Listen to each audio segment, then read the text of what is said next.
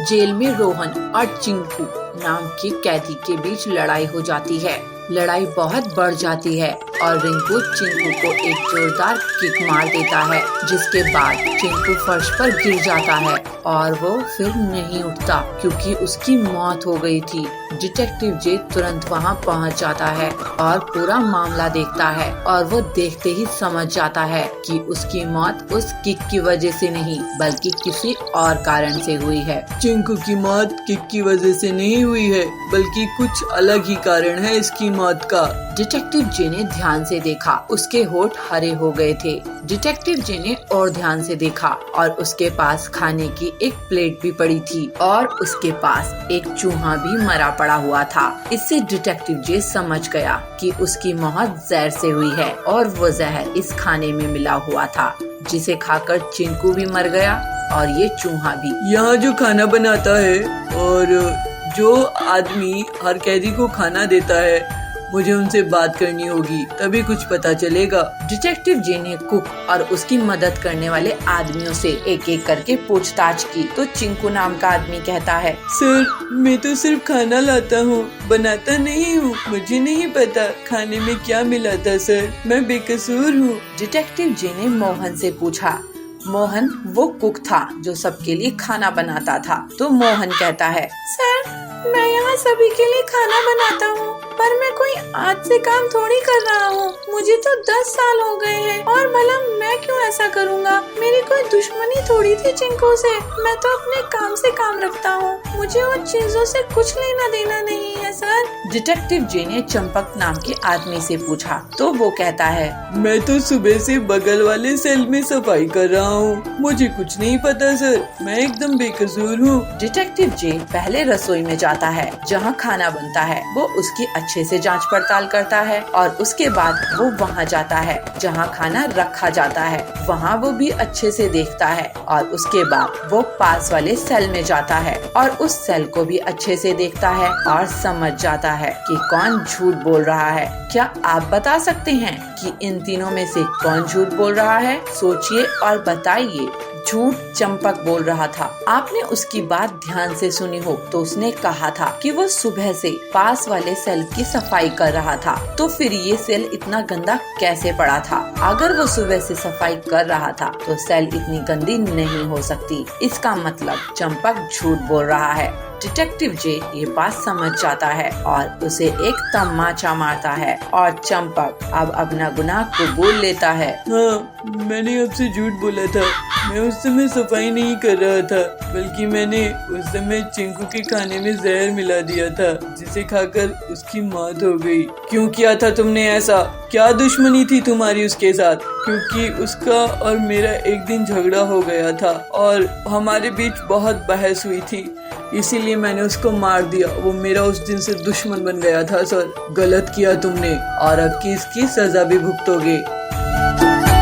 एक गांव में बबली चिड़िया रहती थी। वो बहुत ही लालची थी और हमेशा कुछ न कुछ मुफ्त में खाने को देखती थी। बबली बहुत ही आलसी चिड़िया थी। वो एक दिन ऐसे ही कुछ मुफ्त में खाने के लिए घूम रही थी, तभी उसे पीलू की कचौड़ी की दुकान दिखती है। पीलू कचौड़ियाँ बेच रही है। कचौड़ी ले लो, कचौड़ी, राजस्थान की फेमस कचौड़ी, गर्मा गर्म कचौड़ी, चटपटी कचौड़ी। पीलू की कचौड़ियों की आवाज सुनकर बबली के मुंह में पानी आ जाता है। अरे वाह, इन कचौरियों की खुशबू से ही मुझे जोर से भूख लगने लगी है, ये जाती हूँ आज मैं। फिर वो पीलू के पास जाकर बोलती है, पीलू चिड़िया, मैं तुमसे एक शर्त लगाती हूँ। तुम्हारे पास बहुत सारी कचौरियाँ है, लेकिन अगर मैं सब के सब कचौरियाँ खा लूँ तो मैं तुम्हें एक भी रुपए नहीं दूंगी। अगर एक भी कचौरी बच गई तो मैं तुम्हें सारे पैसे दे दूंगी। कैसी बात कर रही हो आप? इतनी सारी कचौरियों को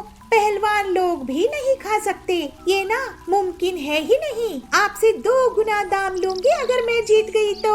फिर बबली एक एक करके कचौरियाँ खाते जा रही है। पीलू गर्मा गर्म कचौरियाँ तल रही थी और बबली उसकी पूरी कचौरियाँ खाती है। पीलू ये देखकर बहुत हैरान हो जाती है। अरे ये क्या, आपने तो मेरे यहाँ की पूरी कचौरियाँ ही खत्म कर दिया। आप चिड़िया हो कि हाथी? चलो पीलू, तुम वाकई बहुत स्वादिष्ट कचौरियाँ बनाती हो, मैं चली। पीलू अपना सिर खुजा रही थी। इधर बबली मन ही मन खुश हो रही थी कि आज का उसका मुफ्त का भोजन हो गया था।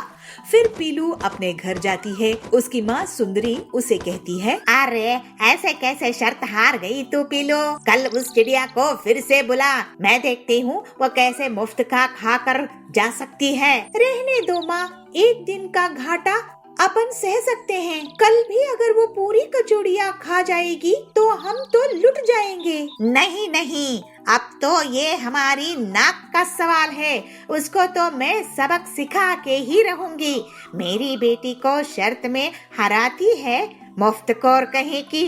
अब सुन मैं क्या कहती हूँ। फिर सुंदरी पीलू को अपना प्लान समझा देती है और उस रात पीलू अपनी माँ के प्लान पर काम करती है। फिर अगले दिन पीलू बबली से कहती है, बबली जी आज भी आप मुझसे शर्त लगाइएगा। क्या आज मैं आपको शर्त में हरा दूंगी? देखते हैं। तो बबली कहती है, तुम शर्त हारने के लिए तैयार हो जाओ पीलू चिड़िया।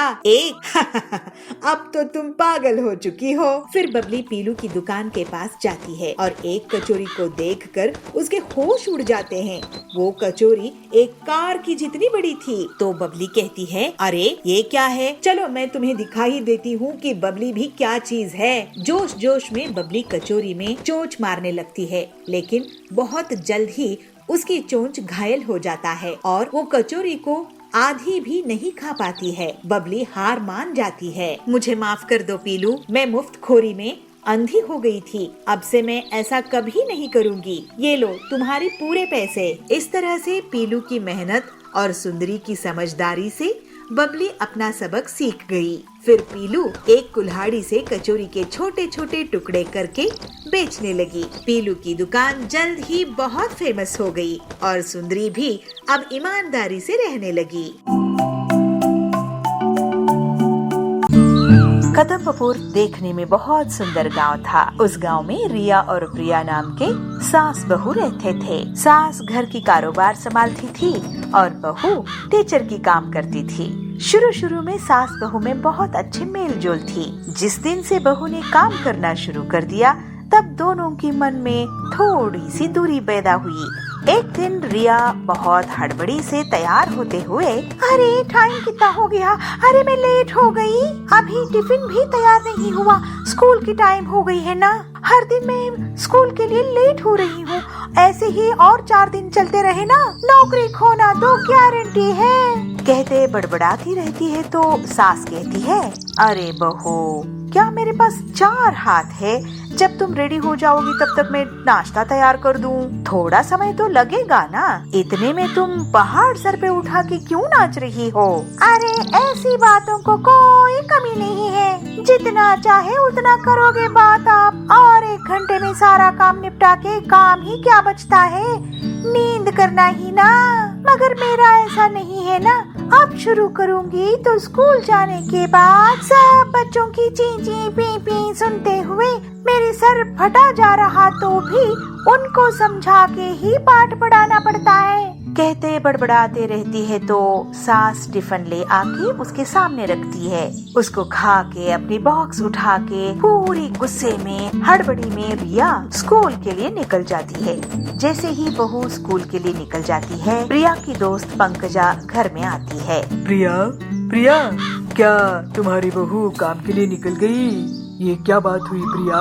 सास के लिए थोड़ी भी कद्र नहीं है। सुबह तुम्हारे ऊपर जोर जोर से चिल्ला रही थी, अरे ये बहू ये इतनी ही है, मेरी बहू भी ऐसी ही है, बातूनी मुंह खोलती है तो बस।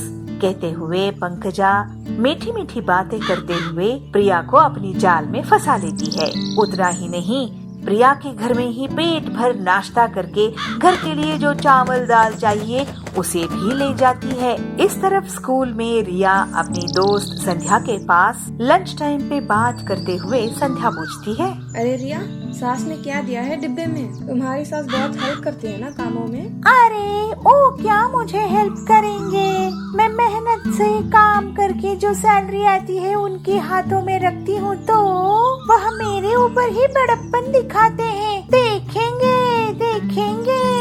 एक ना एक दिन इनका बड़प्पन भी देखूंगी। मेरी छोड़ो, तुम्हारी बताओ। मेरी क्या सुनती हो, छोड़ो, सारे सास एक बराबर। हाँ हाँ पता है, चलो चलो क्लास के लिए टाइम हो गया। कहते हुए रिया और संध्या अपनी क्लासेस में जाके बच्चों को पढ़ा रहे हैं। शाम को रिया अपने घर आती है। सास बहू अच्छे से ड्रेस करके फ्रेश अप होके टीवी के सामने बैठते हैं। अरे बहू, वो चैनल तो बदली करो, अच्छे सीरियल्स के टाइम पे न्यूज क्यों लगाई है?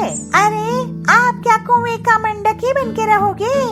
सोसाइटी के बारे में कुछ जानना नहीं है क्या?